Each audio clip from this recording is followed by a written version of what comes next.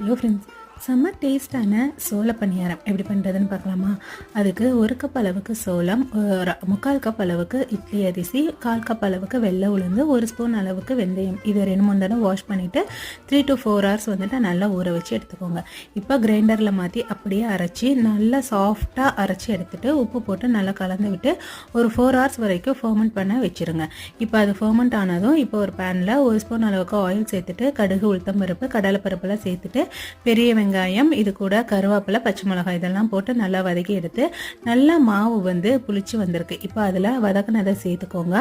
சேர்த்து நல்லா கலந்து விட்டுடுங்க. இதில் உங்களுக்கு கேரட் விருப்பம்னா இதை கூட ஆட் பண்ணிக்கலாம். இப்போ பனியாரக்கல்ல கொஞ்சமாக எண்ணெய் விட்டு ஒவ்வொரு குழியிலையும் ஃபில் பண்ணி எடுத்தீங்கன்னா ஒரு அட்டகாசமான டேஸ்ட்டில் வந்துட்டு சோள பணியாரம் ரெடி ஆயிரும். இது ஹெல்த்தியும் கூட. இதுக்கு வந்து வேர்க்கடலை சட்னி, எந்த சட்னி வச்சு சாப்பிட்டாலும் அட்டகாசமாக இருக்கும். ட்ரை பண்ணி பாருங்கள். ட்ரை பண்ணி பார்த்துட்டு சொல்லுங்கள். தேங்க்யூ.